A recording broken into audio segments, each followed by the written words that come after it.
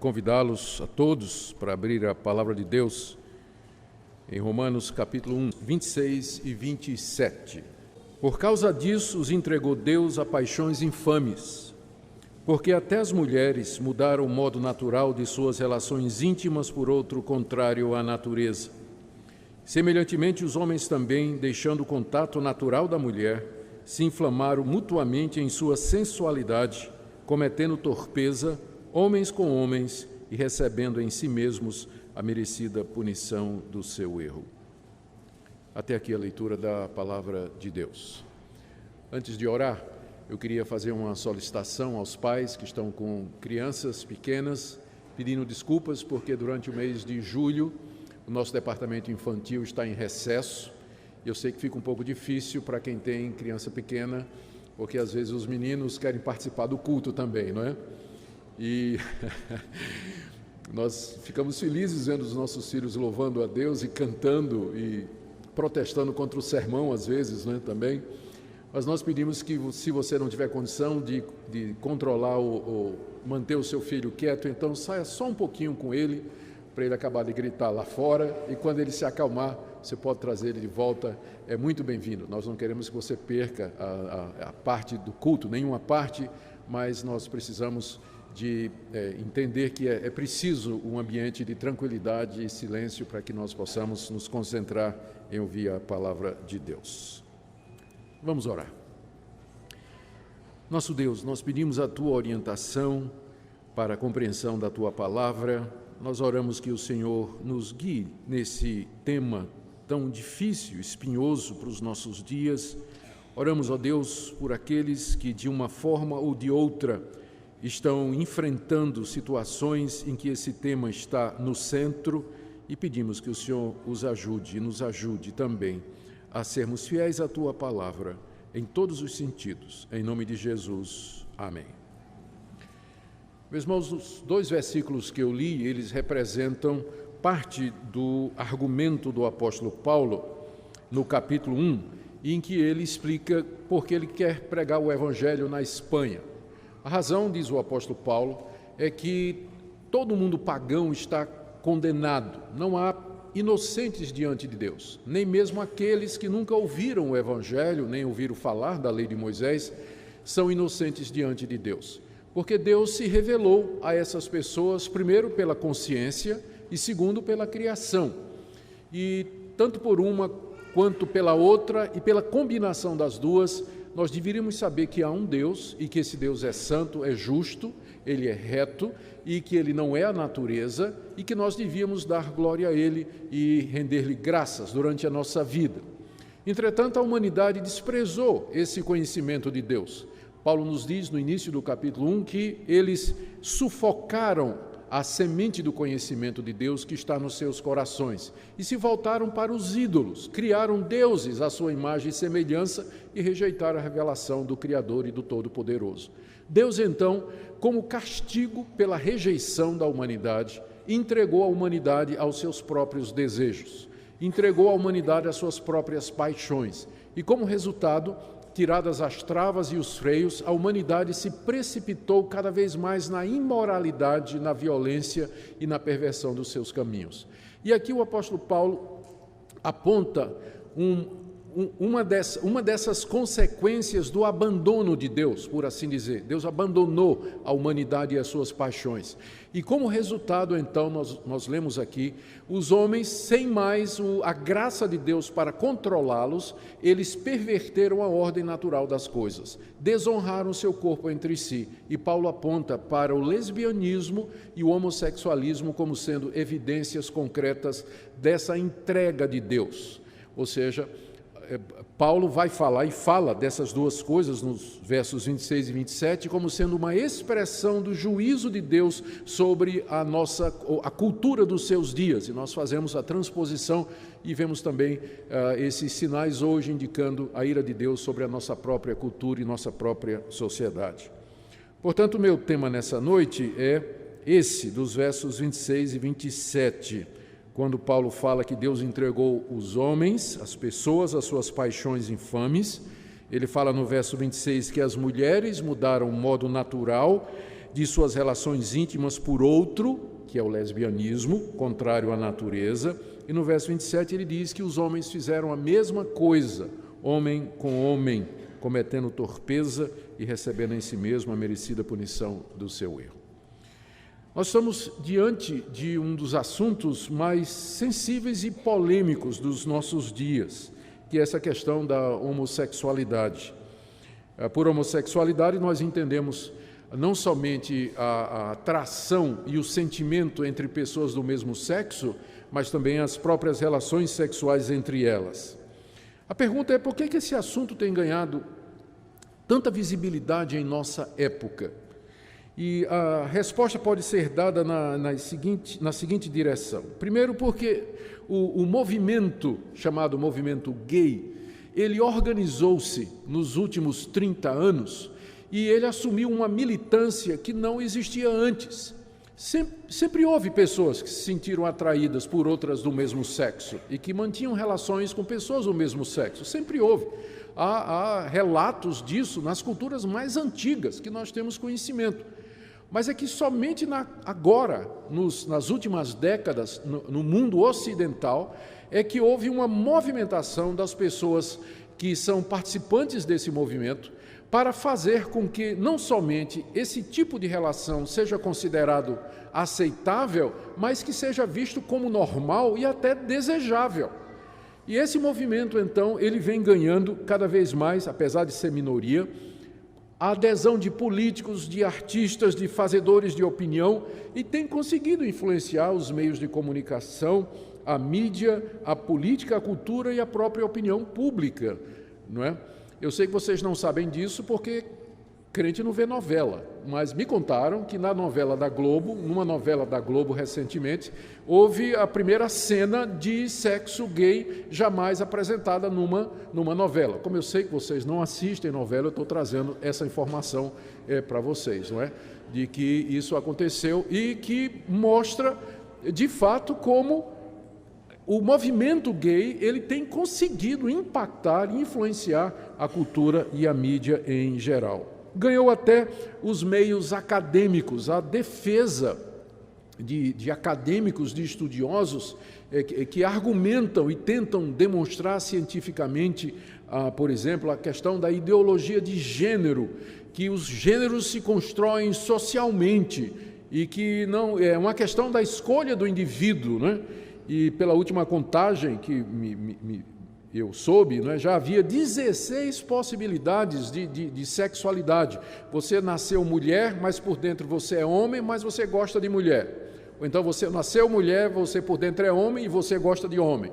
Aí o contrário, você nasceu homem, mas por dentro é mulher e gosta de mulher. Então são 16 possibilidades. Antigamente tinha um velho marque, né, quando a gente chegava no hotel, tinha dizendo assim, marque o sexo. Aí tinha uma caixinha M e outra caixinha F, né? O masculino ou feminino. Hoje vão ter que colocar 16 caixinhas, né, para que você marque qual é a sua identidade, né, sexual. Como resultado exatamente dessa movimentação que existe hoje em todo lugar no mundo ocidental com relação à questão da sexualidade.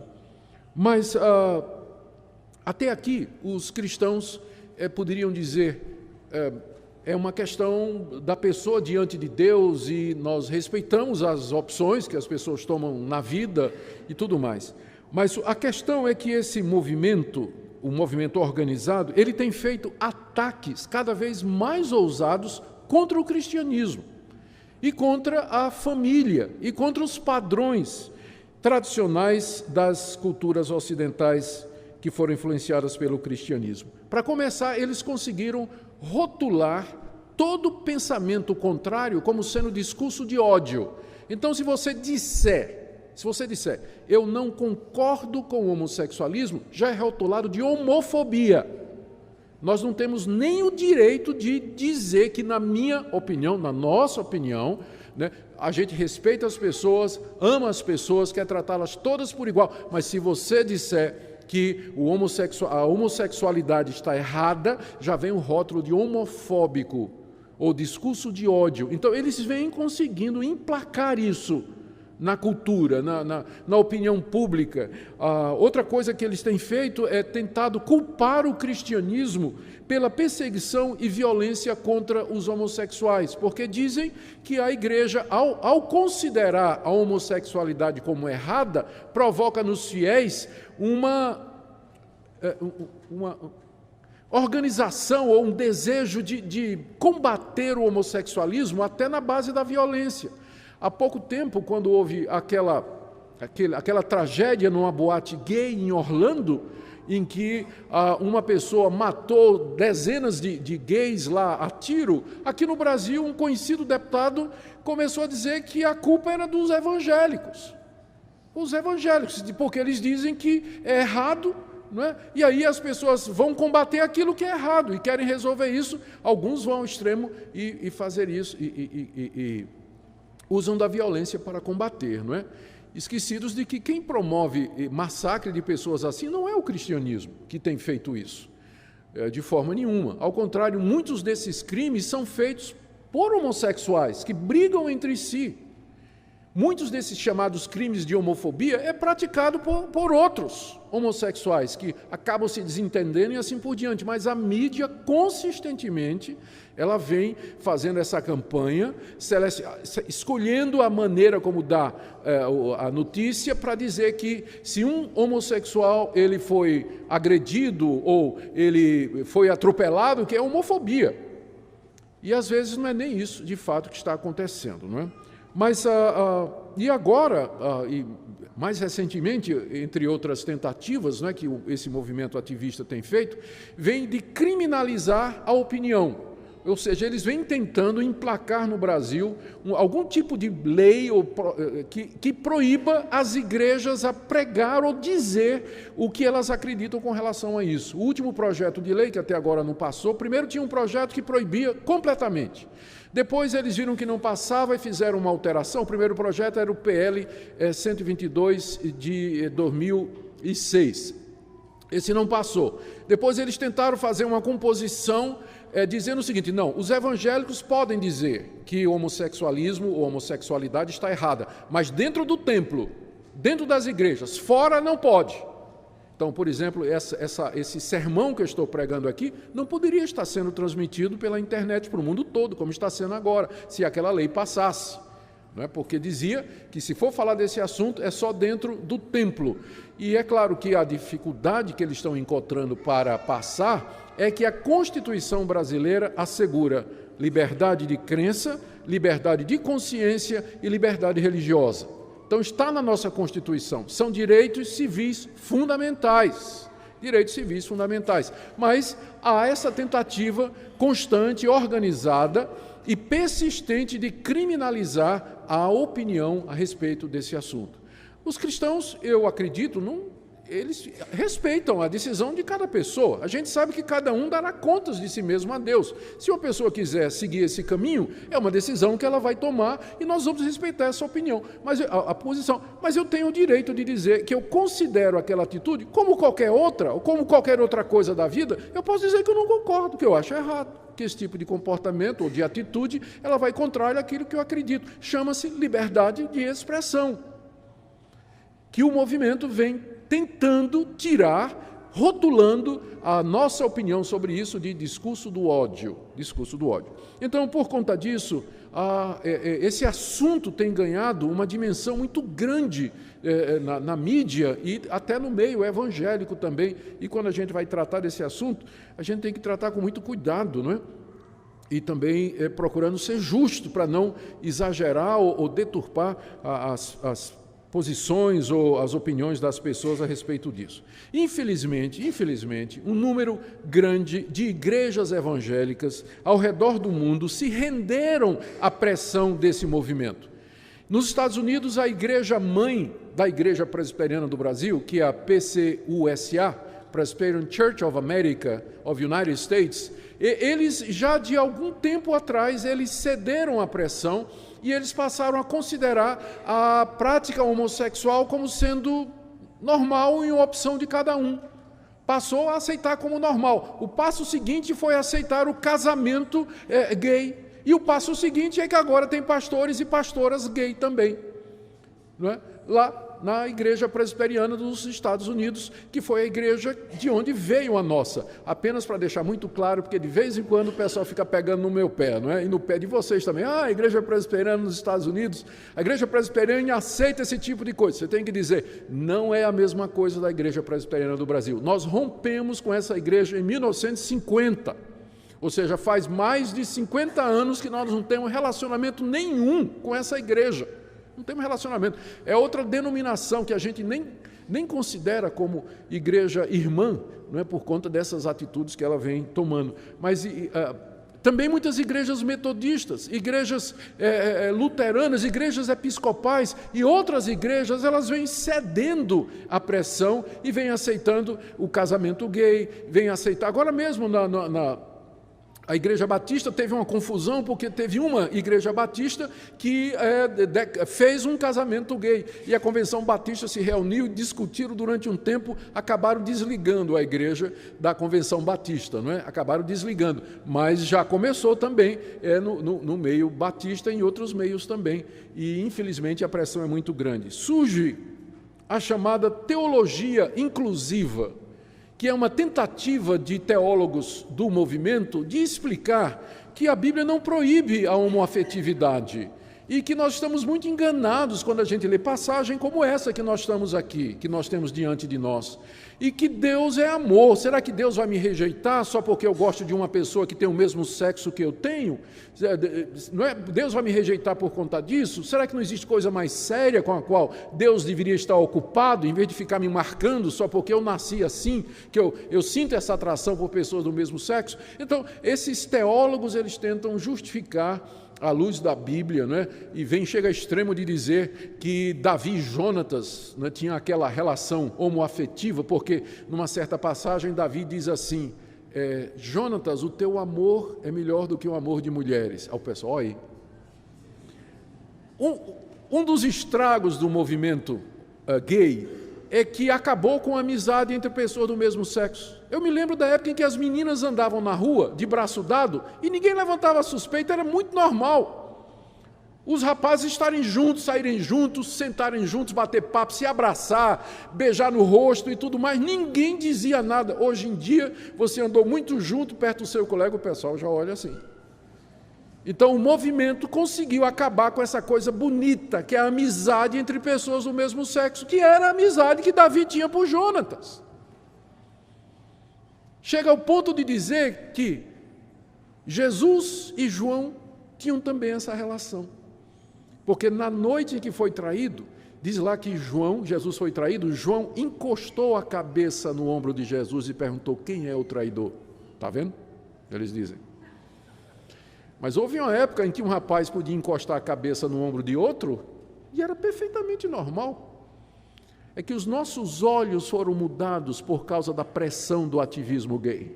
Nós passamos a ver maldade onde ela não havia e passamos a enxergar determinadas coisas onde elas nunca estiveram antes. Nunca estiveram antes. Infelizmente, então, isso vem acontecendo. Bom, o que está em jogo realmente para os cristãos que creem na Bíblia como a palavra de Deus é essa questão. Como é que então nós devemos encarar a questão da homossexualidade? E meu objetivo nessa noite é expor o que o apóstolo Paulo escreveu sobre este assunto aqui nessa passagem. O verso 26 e 27 do capítulo 1 da carta aos Romanos tratam exatamente desse assunto. Antes de começar a exposição do texto, deixe-me limpar o terreno e esclarecer aqui alguns pontos sobre o que o Paulo está dizendo e, na verdade, o que é que ele não está dizendo. Acho que eu vou começar com o que Paulo não está dizendo, ou o que é que ele não está proibindo aqui, ou vou tentar dizer como é que algumas pessoas acham que esse trecho deveria ser lido. Em primeiro lugar, a posição mais contundente contra essa passagem é daqueles que dizem que Paulo aqui, ele está simplesmente refletindo o pensamento da época dele, em que os gays eram vistos com preconceito e que os homossexuais eram perseguidos, queimados e apedrejados. Então Paulo aqui Ele era inspirado por Deus, mas ele era humano também. Então, ele está pensando como homem da sua época. Portanto, isso aqui não vale para nós hoje, porque reflete o pensamento de 2000 anos atrás, quando ninguém sabia direito essa questão da homossexualidade, que é uma coisa que é genética, que, enfim, é inevitável, a pessoa já nasce desse jeito. Paulo não tinha como saber naquela época. Então, ele, como todo mundo, achava que a homossexualidade era uma coisa errada. Logo, essa passagem não vale para nós hoje. É o que muita gente diz. Mas a verdade é outra. A verdade é que, na época de Paulo, o pensamento era diferente. Embora Paulo tenha nascido judeu, ele nasceu numa cidade grega de Tarso, na Cilícia, e era cidadão romano. E a homossexualidade era bastante comum no mundo greco-romano em que Paulo viveu. Aristófanes, um famoso dramaturgo grego que viveu alguns anos antes de Cristo, ele disse numa certa ocasião que a homossexualidade era tão comum na cidade de Atenas que ele estava certo de que a maioria de sua audiência era de homossexuais. Os livros de história nos dizem que dos 15 primeiros imperadores, 14 eram homossexuais. Nero era casado com um homem. Então, era extremamente, quando não tolerado, era encorajado. A pederastia, que é o envolvimento de homens com meninos, era vista como sendo uma maneira do menino galgar a maturidade. Era considerado normal isso aí. Então, Paulo não está refletindo o espírito da época, ele está indo ao contrário do espírito da época dele. Ele não está condicionado pela cultura, ele está indo contra a cultura dos seus dias. Os judeus que eram contra esse pensamento eram uma minoria. O Israel e os judeus que lá estavam representavam uma porção ínfima do vasto Império Romano, civilização gigantesca de alcance mundial. Os judeus não tinham influência nenhuma. O pensamento dominante era que aquilo era visto como uma coisa comum. A bem da verdade se diga que tinha alguns filósofos e alguns poetas que questionavam a prática homossexual, mas, no geral, era aceito no mundo de Paulo. Normalmente. Então, ele não está aqui falando como uma pessoa que está bitolada pela cultura da época dele. Ao contrário, ele está indo contra aquilo que era aceito como normal nos seus dias. Também outra coisa, algumas outras pessoas dizem, não, tudo bem, Paulo aqui está falando realmente contra o homossexualismo, mas ele está aqui se opondo somente ao homossexualismo religioso. Deixa eu explicar. No Antigo Testamento, tem 4 passagens onde se fala a respeito dos prostitutos cultuais. O que eram os prostitutos cultuais? Eram homossexuais que eram sacerdotes, ministros das religiões pagãs. E eles ministravam nos altares, ofereciam os sacrifícios e eles se deitavam com os homens, como parte da cerimônia religiosa. Eles eram, então, prostitutos cultuais, eram homens, eram homossexuais que eram religiosos e praticavam homossexualidade no contexto religioso. Então as pessoas dizem, olha, Paulo está proibindo aqui a idolatria, ele está proibindo aqui o culto aos deuses pagãos. Mas eu fico olhando no texto e procurando onde está isso, eu não encontro. Onde é que está aqui que Paulo está proibindo a idolatria, nessa passagem aqui? Ele está falando das relações homossexuais em geral. Não está destacando que, não, eu sou contra a homossexualidade que faz parte, que leva à adoração de deuses estranhos ou você se envolver no culto pagão. Onde é que está isso aqui no texto? Paulo não está falando disso. Ele está falando da homossexualidade em termos mais amplos possíveis, que engloba tudo. Outros dizem assim, não, isso aqui o apóstolo Paulo está apenas criticando a pederastia ou a pedofilia, que era muito comum nos seus dias. Tá bem, até poderia ser se tivesse só o verso 27, mas e o verso 25 que diz de mulher com mulher? Isso não é pederastia. Então, Paulo não está falando de pederastia, pedofilia, ele está falando de, independente da idade, de relações homossexuais, independente da idade, e tanto de mulher, como de homem como homem. Mais uma vez, é uma tentativa de tirar a força dessa passagem. Outros ainda dizem aqui, Não, aqui o apóstolo Paulo, ele está proibindo somente os relacionamentos homossexuais quando eles são abusivos e violentos, porque se há fidelidade e amor entre o casal gay, então não tem nada errado nisso, porque o que vale é o amor, é o mais importante, que haja fidelidade. Paulo está apenas condenando essas relações violentas. Mas eu olho mais uma vez para o texto e pergunto, onde é que está isso no texto? Paulo não está destacando nenhum tipo específico de relação homoafetiva, ele está falando dela em geral e, portanto, está incluindo todas. Todas, não está destacando uma em particular. E, finalmente, o que nós temos que dizer aqui é que essa passagem se lida no seu contexto e no seu modo natural, na forma simples como ela está. O apóstolo Paulo está falando de relações homossexuais entre mulheres e homens em geral, e, portanto, está incluindo todo tipo de relação homoafetiva. Não está destacando uma em particular, mas está falando de todas. Portanto, a passagem tem uma aplicação global, geral, universal e vale para os nossos dias perfeitamente. Perfeitamente. E é assim que nós vamos tratar a passagem. Então, perguntemos, como é que Paulo considera as relações homossexuais aqui? Primeiro, não há dúvida nenhuma que Paulo considera como sendo uma prática antinatural e, portanto, errada, portanto, pecaminosa.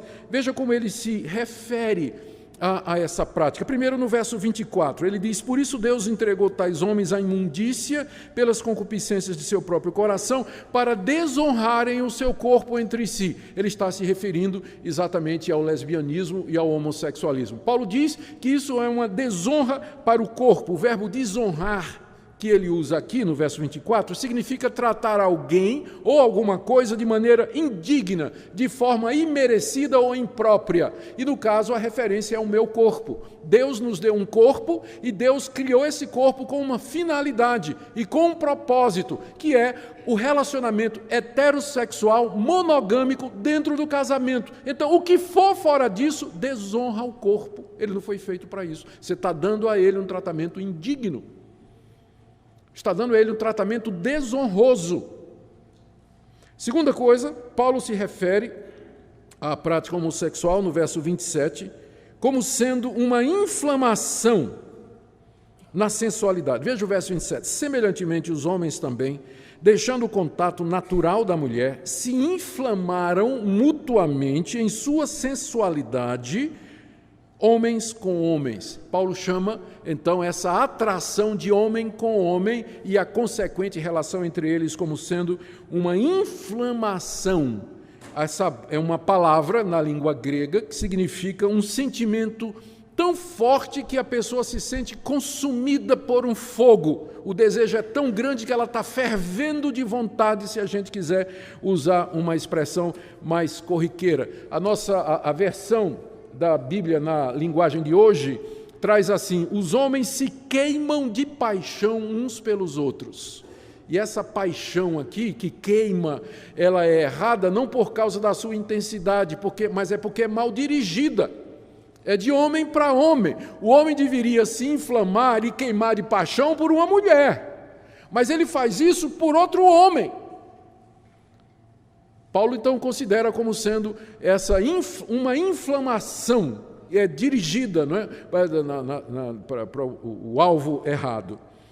No verso 27 ainda, ele se refere a esse relacionamento como sendo torpeza. Está vendo aí no verso 27? Cometendo torpeza. Torpeza significa uma atitude vergonhosa, ou como é traduzido na Nova Versão Internacional, um ato indecente. Ou, finalmente, ainda no verso 27, no final dele, ele diz que esses homens recebem em si mesmos a merecida punição do seu erro. Então, é evidente, é claro que não há dúvida nenhuma, se você for tomar a Bíblia como ela está e como ela nos diz, não há o menor questionamento. A prática homossexual é vista como sendo errada. Não tem como torcer essa passagem. Aquelas tentativas que eu mencionei no início, que Paulo não está falando disso, que Paulo não está falando aquilo, elas todas caem por terra diante da clareza do texto, da sua simplicidade. Paulo está afirmando com muita clareza: isso é errado. Isso é errado, é pecado diante de Deus. Mas a gente pergunta, mas Paulo não estaria sendo incoerente? Algumas pessoas perguntam, né? Paulo não está sendo incoerente? Porque lá no Antigo Testamento está dizendo mesmo, por exemplo, lá em Levítico, capítulo 20, né, que o homem que se deitar com outro como se fosse mulher está cometendo abominação. Só que essas pessoas dizem, está lá dizendo também que tem que ser apedrejado. Então, não está sendo Paulo incoerente, porque ele está pegando uma parte e deixando outra. Ele devia dizer também que era para apedrejar os homossexuais, e Paulo nunca disse que é para fazer isso. Mas é de uma capciosidade impressionante esse tipo de argumentação, que ignora a distinção clara que o Novo Testamento faz entre aquilo que é moralmente errado e a aplicação de penalidades que estavam relacionadas com a nação de Israel. Então, as leis que manda apedrejar bruxa, feiticeiro, homossexual, menino desobediente, sabia disso? Que tinha uma lei que dizia que se o menino for muito desobediente, ele tem que ser apedrejado, né? Vocês estão ouvindo, né, molecada? O pessoal está ouvindo aí. Tudo bem. Então, antigamente em Israel, né, a lei civil determinava o tipo de punição. Mas a lei de Israel não passa para a igreja. A igreja não é uma nação. A igreja não está contida num território geográfico, ela não tem uma legislação de punir os infratores, não é? Então, aquelas leis do Antigo Testamento que falam de mandar matar e tudo mais, elas não passam para a igreja no dia de hoje. Tem a ver com Israel enquanto nação. Mas a lei moral de Deus, ela permanece para sempre. E esse tipo de atitude, a prática homossexual, o adultério, e a fornicação, a prostituição e tantos outros que são mencionados no Antigo Testamento, é uma quebra do 7º mandamento, não adulterarás. E a lei de Deus permanece para sempre.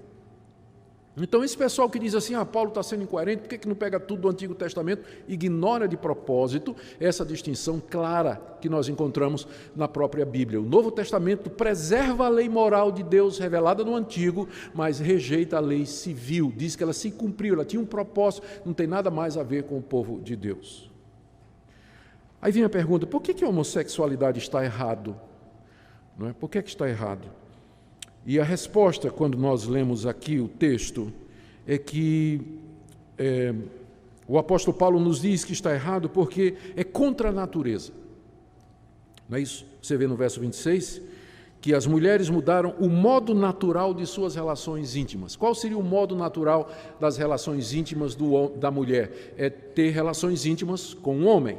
Mas as mulheres mudaram o modo natural e passaram a ter relações com outras mulheres. Então, esse é o primeiro ponto. No verso 27, Paulo, agora se referindo ao homem, diz assim, que eles deixaram o contato natural da mulher. E aí, se inflamaram com homens, e isso aí é um contato não natural. Então, esse é o ponto, esse é o problema.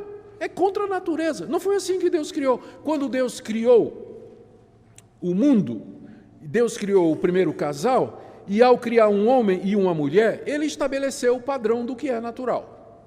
Natural é um homem e uma mulher, casamento monogâmico, heterossexual. Da mesma forma que adorar a criatura em vez do Criador é uma perversão da revelação, a homossexualidade é uma perversão da ordem natural das coisas. E é isso que Deus, é essa comparação que está aqui. Da mesma sorte que a humanidade perverteu a revelação que Deus fez de si mesmo e adorou a criatura em vez do Criador, Deus os entregou e, como resultado, eles perverteram a ordem natural das coisas. E deu isso aqui que nós estamos lendo agora. Veja também como é que Paulo se refere, infelizmente, à nossa tradução, os nossos tradutores... eu não sei por que eles não disseram, ou não traduziram assim, mas literalmente o verso 27 está dizendo assim, semelhantemente, primeiro no verso 26 ele diz assim, por isso Deus os entregou a paixões infames, porque até as suas fêmeas no original, traduziram como mulher, mas para nós hoje tem uma diferença muito grande por causa da ideologia de gênero, não é? Então, você pode ser fêmea de nascimento, mas mulher é uma construção social.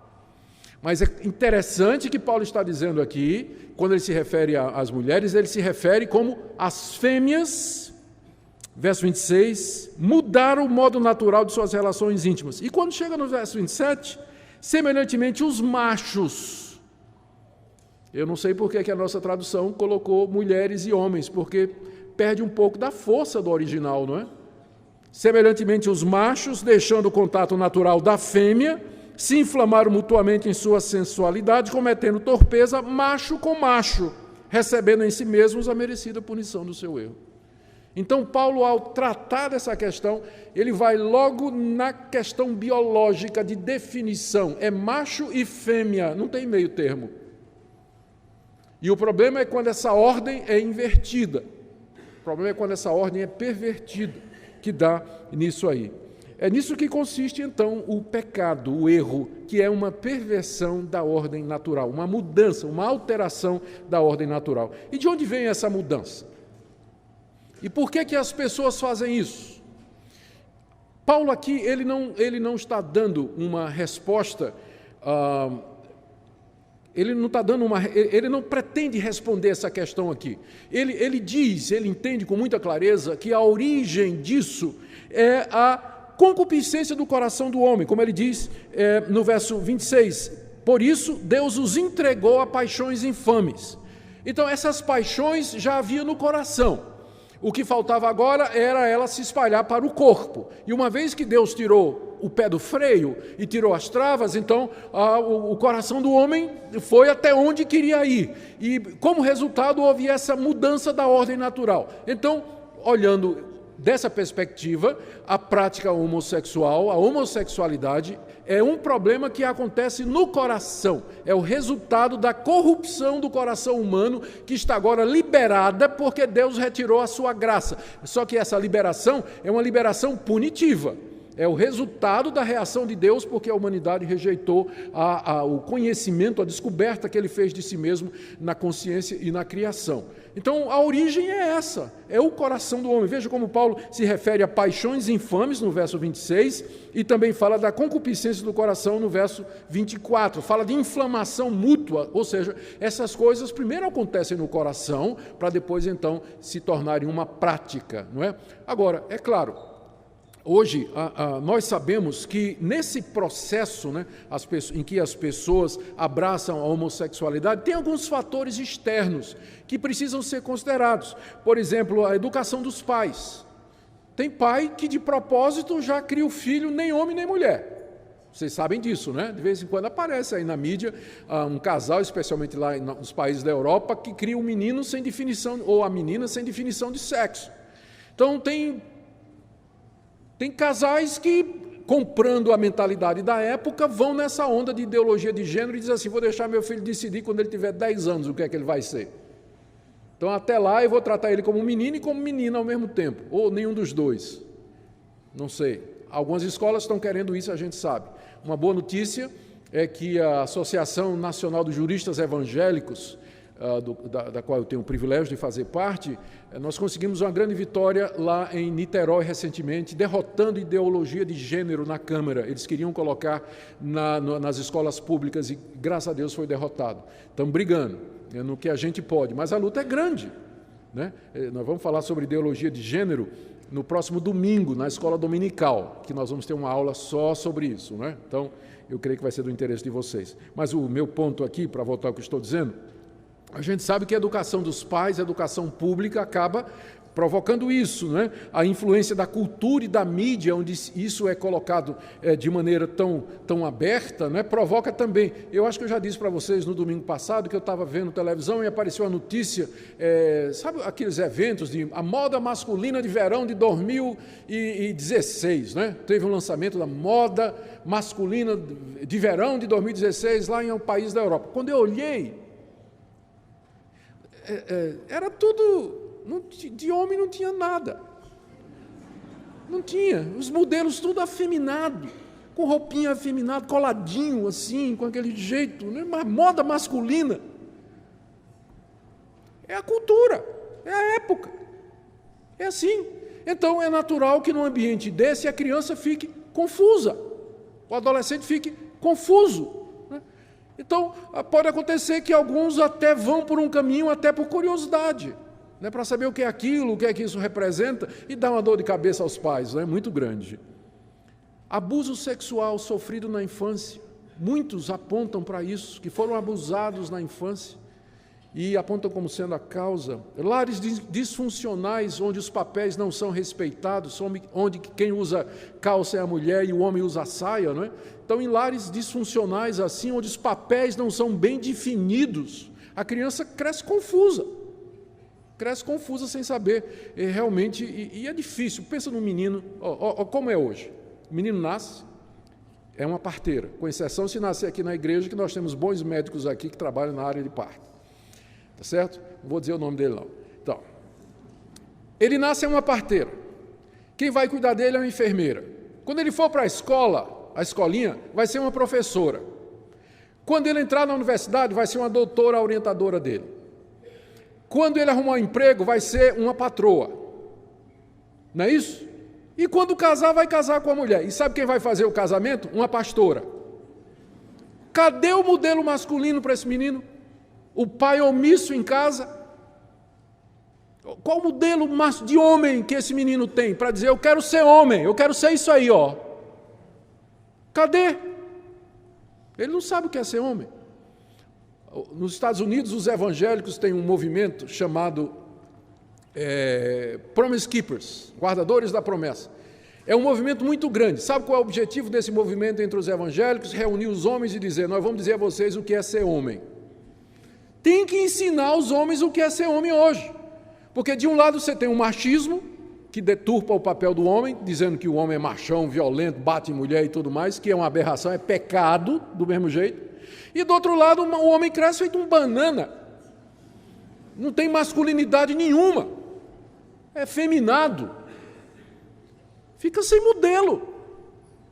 E quando tem esses modelos, às vezes é um modelo ruim na família. E o resultado é isso que nós estamos vendo aí.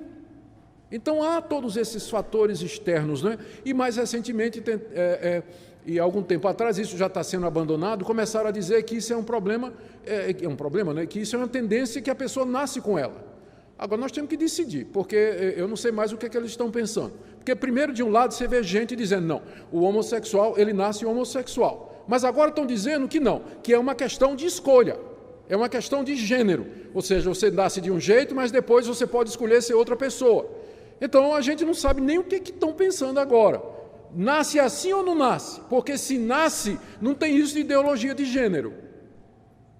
E se ideologia de gênero é verdade, então não é uma coisa de nascimento. Fica essa confusão toda que estão trazendo e discutindo aí, não é? Então, meus queridos, nós não podemos ignorar esses fatores, mas uma coisa também, não tem nada errado nós reconhecermos que tem gente que vai por esse caminho, por criação, foi abuso na infância, influência dos amigos, a moda, nós não estamos negando isso, mas uma coisa que nós queremos que também não seja negado é que esse é um problema que começa aqui. É um problema do coração, é um problema da corrupção do coração humano. O texto é muito claro, a palavra de Deus é muito clara a respeito desse tipo de coisa. E nós precisamos estar atentos e claros com relação a isso. Finalmente, qual o castigo que Paulo menciona aqui para a prática homossexual? Ele mencionou no final do verso 27, não é? Homens com homens, recebendo em si mesmos a merecida punição do seu erro. Paulo se refere aqui a uma punição que é recebida ao mesmo tempo das relações. Diz que é merecida e que é neles. Existem várias possibilidades. A própria degradação moral que a pessoa experimenta, e não se iluda, embora o nome seja gay, e a palavra gay significa feliz e alegre em inglês, isso não retrata a vida de muitos deles. Isso não retrata a vida de muitos deles que sofrem e têm problema de depressão, problema de identidade, uma luta muito grande.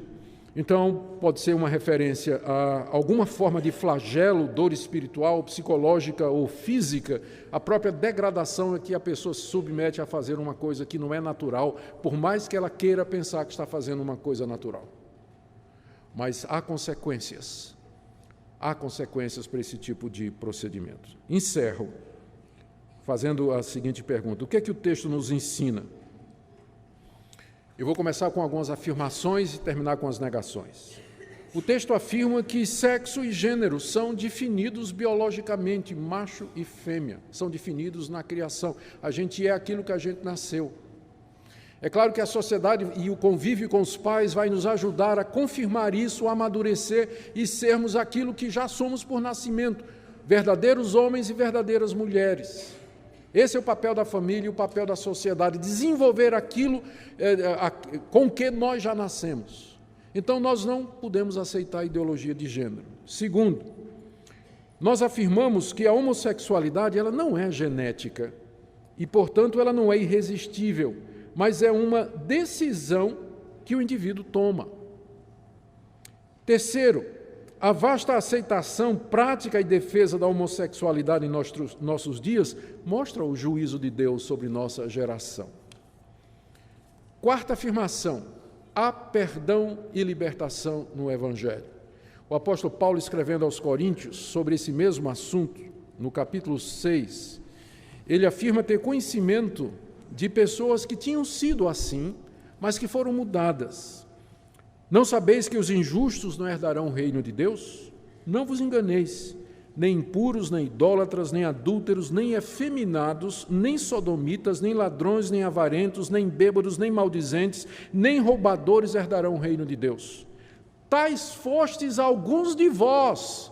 Ou seja, Paulo conhecia gente que tinha sido sodomita, efeminado, praticante da homossexualidade. Paulo conhecia alguns, tais fostes alguns de vós, mas vós vos lavastes, mas vós fostes santificados, fostes justificados em nome do Senhor Jesus Cristo e no Espírito do nosso Deus. A mudança, a perdão, a libertação, a transformação.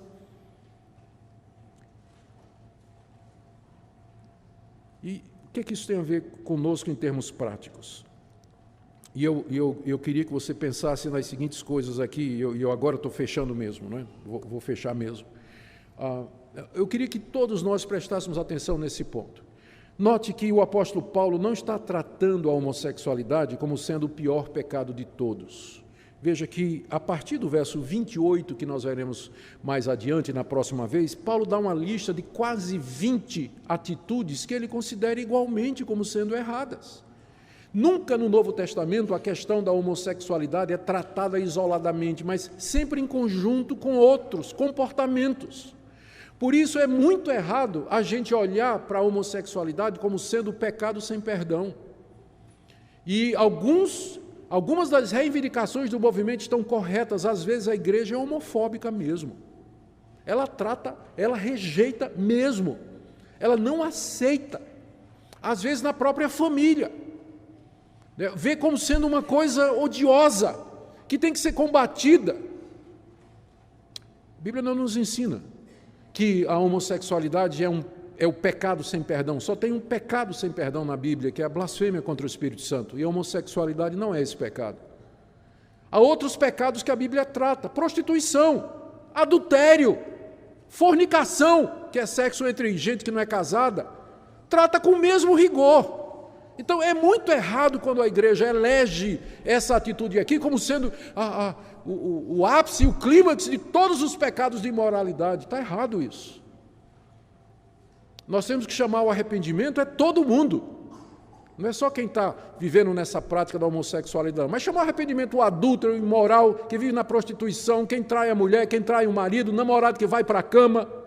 Tem que chamar o arrependimento do mesmo jeito. Homofobia está errado. E nós repudiamos qualquer violência feita a uma pessoa só porque ela é homossexual.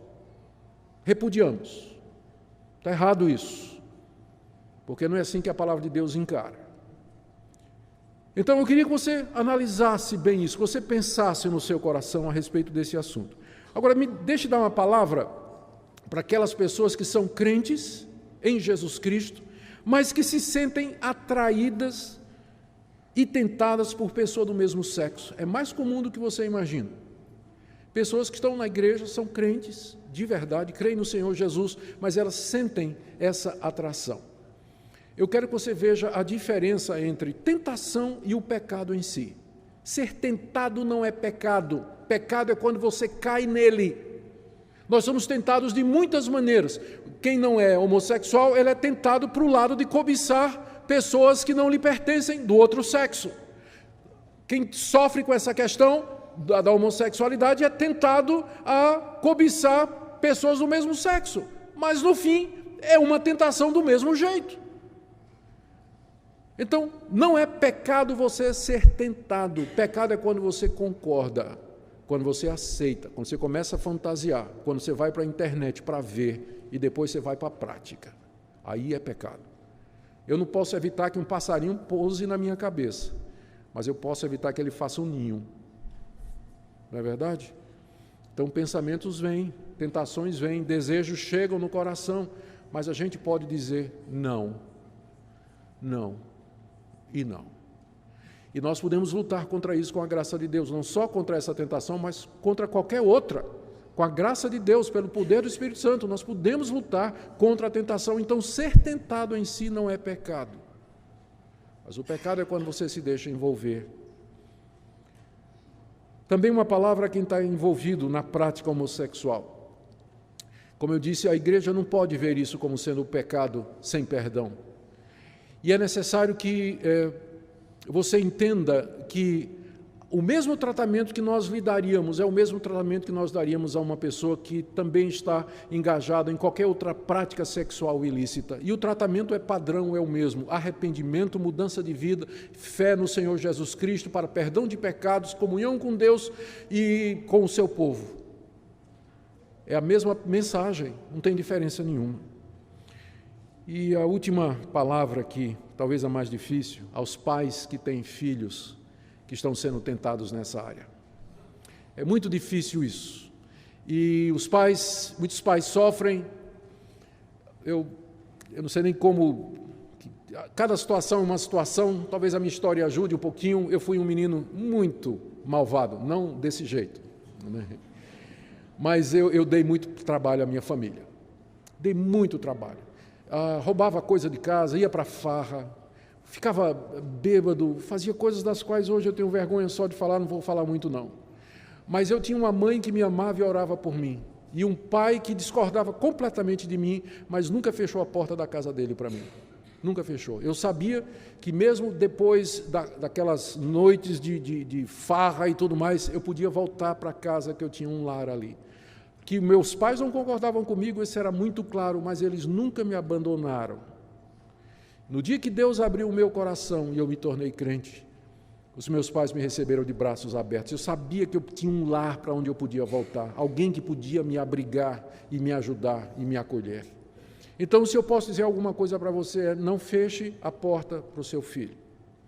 Você pode deixar muito claro para ele que você não concorda, mas você pode fazer isso sem demonstrar rejeição e ódio a ele. Você pode dizer: você ainda é meu filho e eu vou amar você, não importa a decisão que você faça.